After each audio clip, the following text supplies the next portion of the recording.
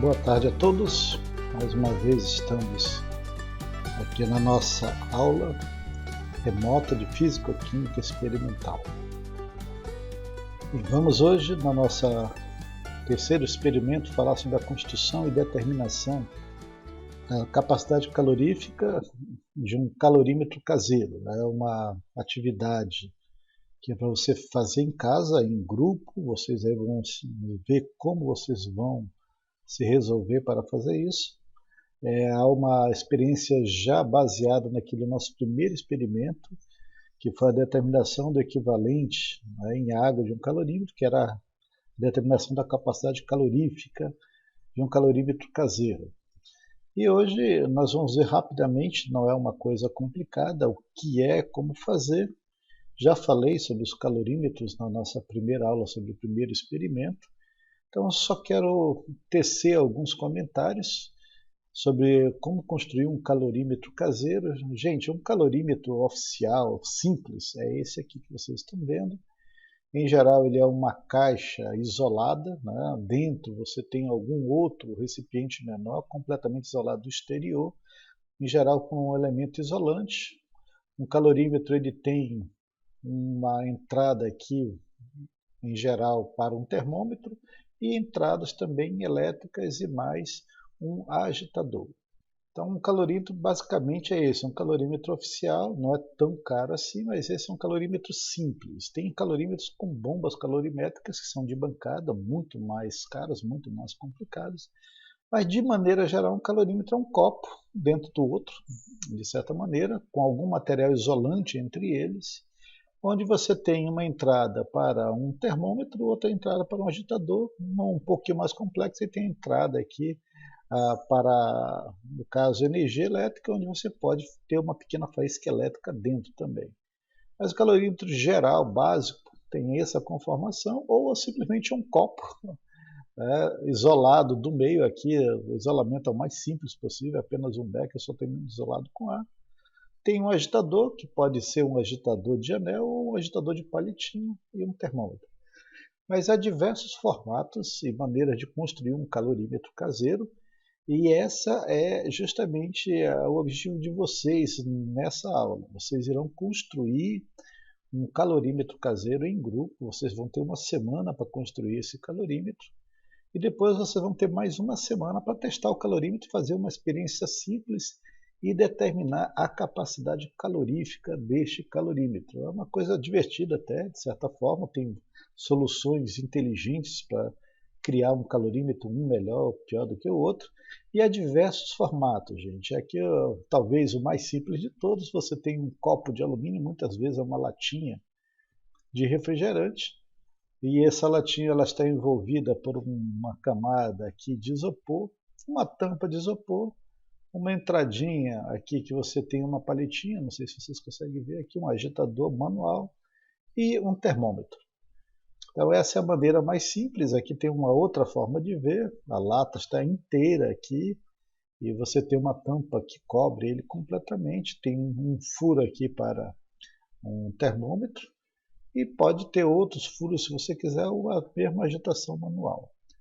Um dos mais inteligentes, assim, de maneira mais rápida, que você não tem que trabalhar isolamento, nada, é você pegar uma garrafa térmica antiga, que já tem um bom isolamento, o bom que seja aquela garrafa cuja a garrafa interna seja de plástico, para evitar que você quebre facilmente com uma agitação, se for o invólucro de vidro.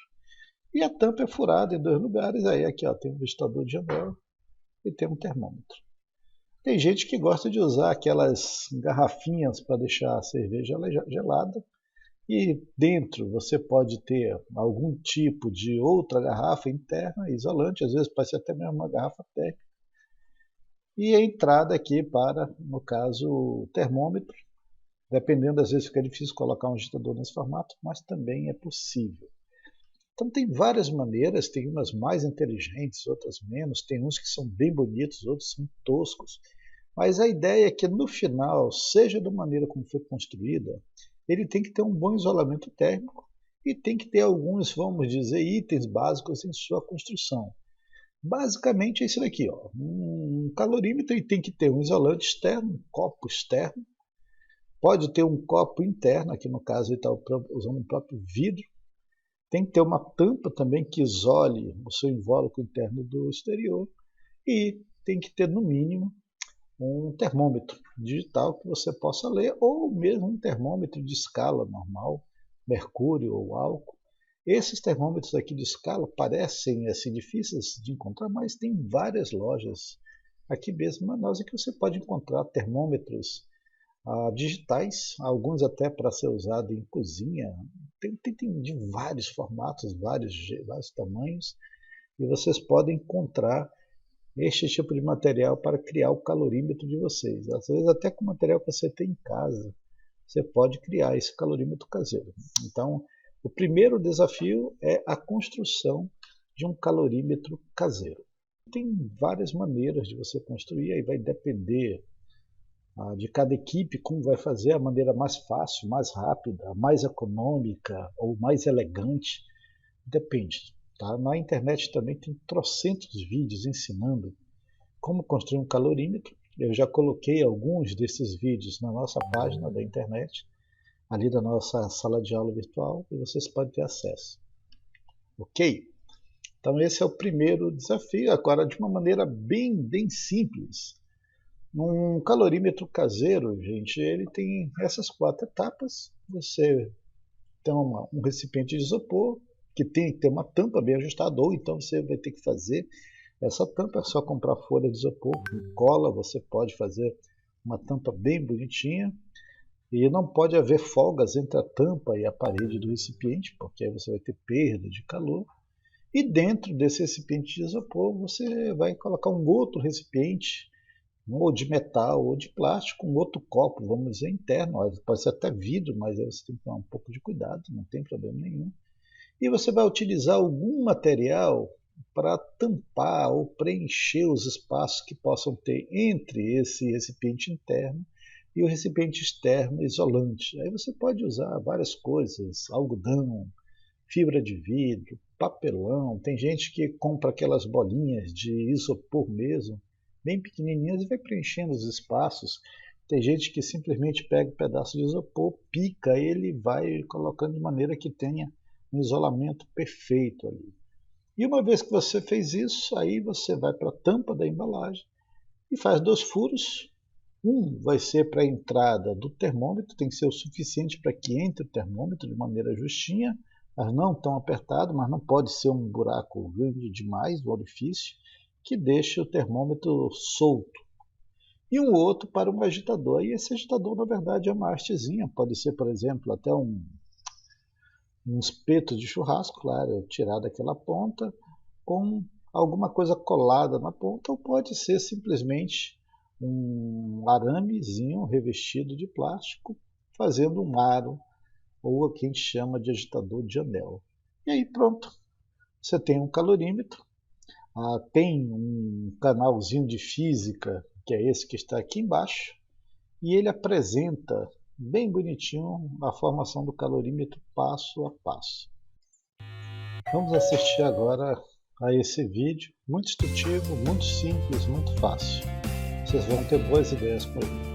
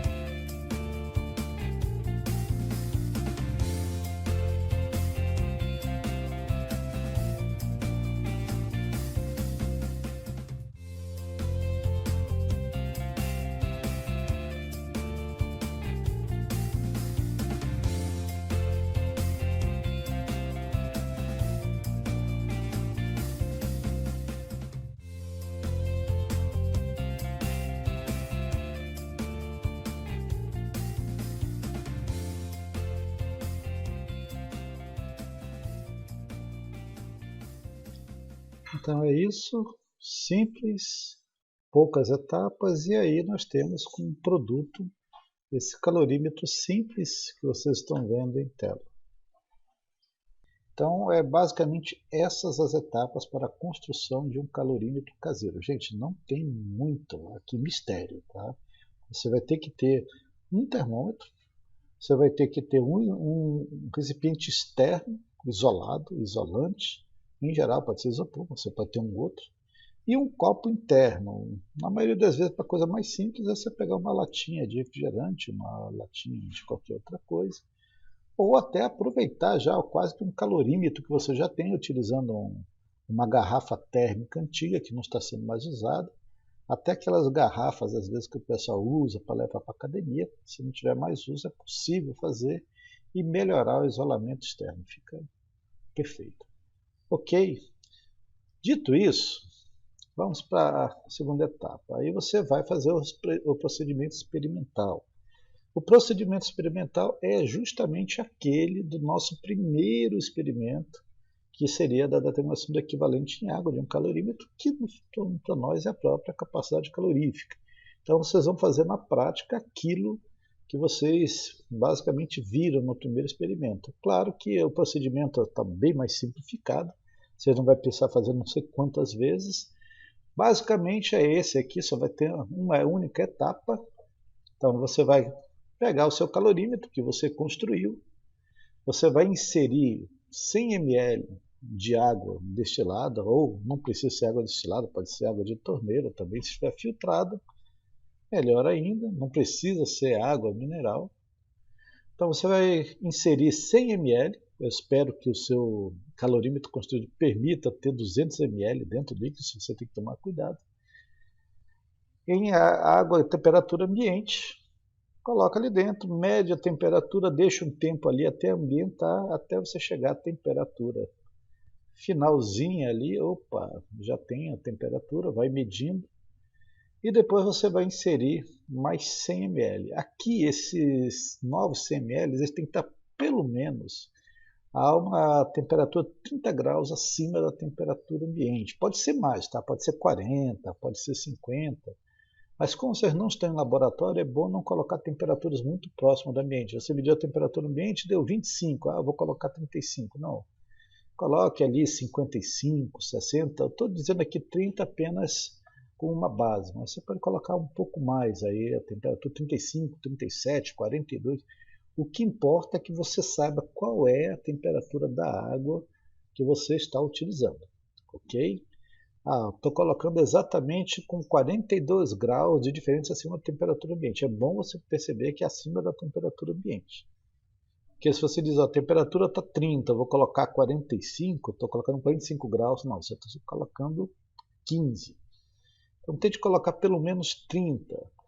E aí sim, você vai fazer o quê? Vai inserir esses 100 ml ao calorímetro que já tem 100 ml de água ambientada, no qual você já sabe qual é a temperatura. E aí você vai adicionar rapidamente, vai tampar o calorímetro, vai dar uma agitadinha e vai começar a medir a temperatura numa faixa de 10 e 10 segundos até se estabilizar.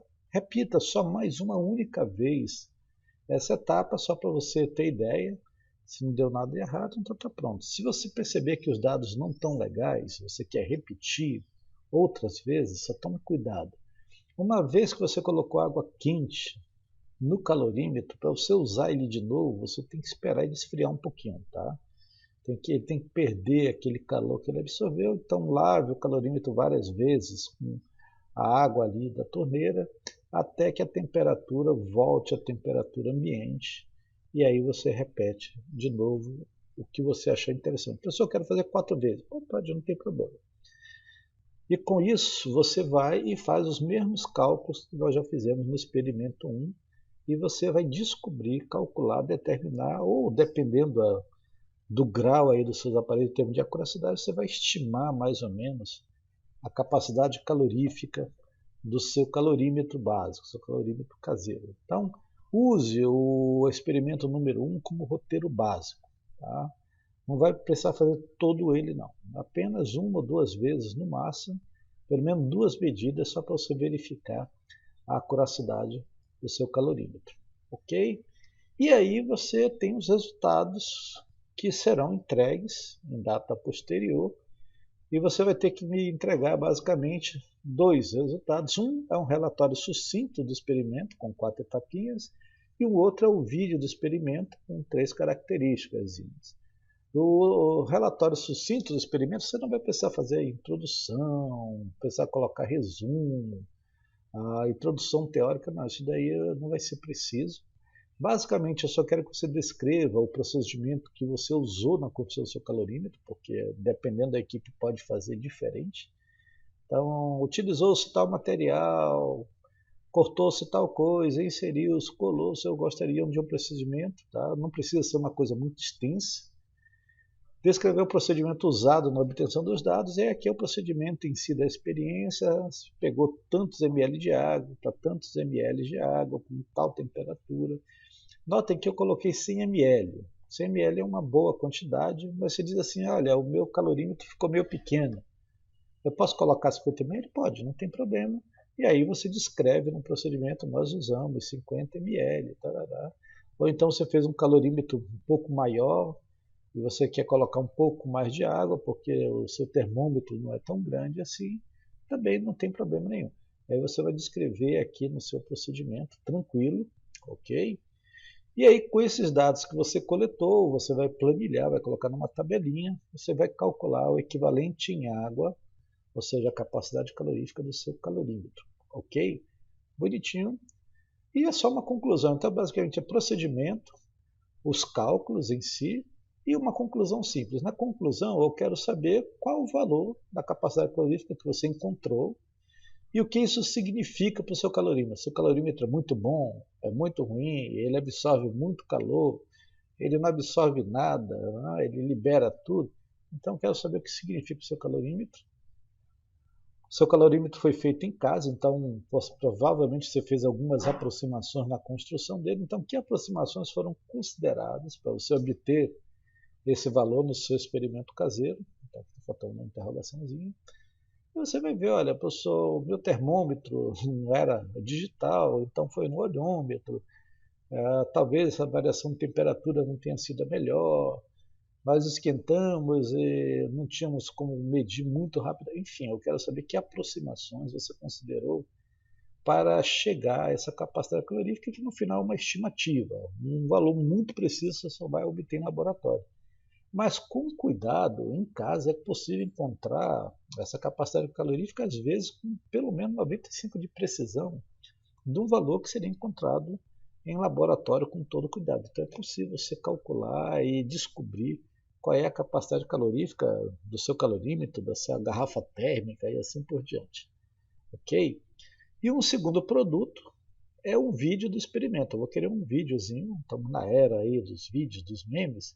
Então você vai criar um vídeo do seu experimento em formato MP4 que mostre, primeiro, a construção, como vocês construíram, e segundo, o uso do calorímetro na obtenção dos dados. E aí você pode explicar um pouquinho, alguém pode explicar, olha, nós fizemos assim, assim, assim, assado. Acabou. Eu preciso estar no vídeo? Pessoal, não. Se você não quiser estar no vídeo, aí vai ter voz por trás explicando, não tem problema. Mas eu posso, pai? Você pode, seria muito legal. Tem que estar todo mundo da equipe lá dentro? Aí depende com vocês. É sempre bom ter um registro visual, pelo menos, do pessoal da equipe ali, dando um joinha, olha, terminamos aí. Esse vídeo tem que ter no máximo 10 minutos de duração, pode chegar a 15, tá? Olha, professor, foi muito legal, só 10 a gente não conseguiu fazer uma edição legal, a gente está usando 15 minutos. Não tem problema nenhum, não tem problema nenhum. O tamanho aqui não pode ultrapassar 100 megabytes. Se ultrapassar 100 megas, aí vocês me contatam, professor, está bem maior, e aí a gente quer ver como a gente pode entregar, e aí, se for o caso, a gente manda direto para o Google Drive, e depois a gente dá um jeito aí de acessar esse vídeo, ok?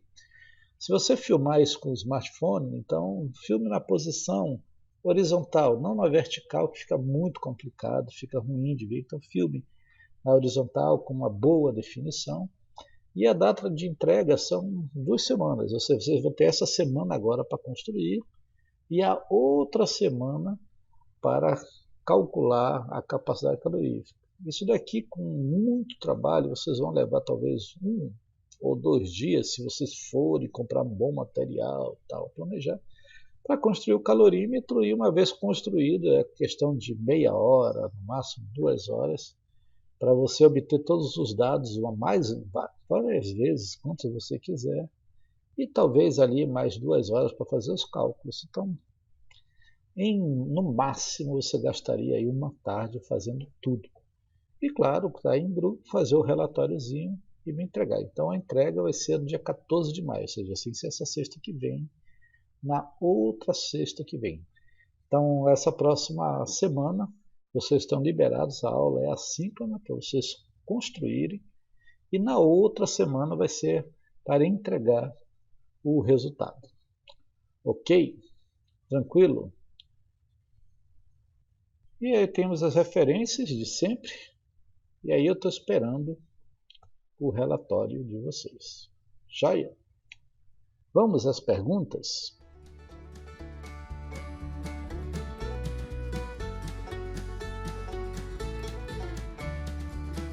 Isso. Alguns alunos relataram que estava dando um C negativo. Provavelmente aquilo ali, Diogo, foi porque a diferença de temperatura era muito baixa. E como aqueles são valores reais, de relatórios reais de alunos, então pode acontecer isso daí.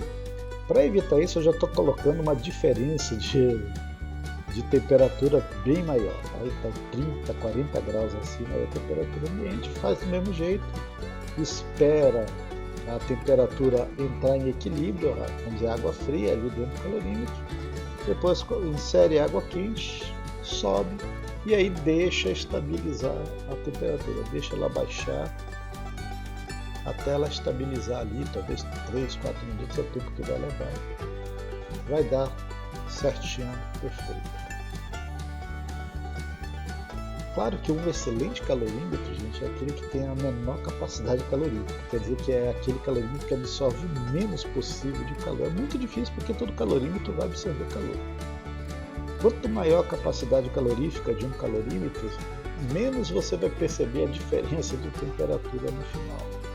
Então esse calorímetro com alta capacidade calorífica ele é bom para reações que vão te dar uma grande variação de temperatura, porque variação pequena ele vai absorver quase todo o calor, você não vai nem notar.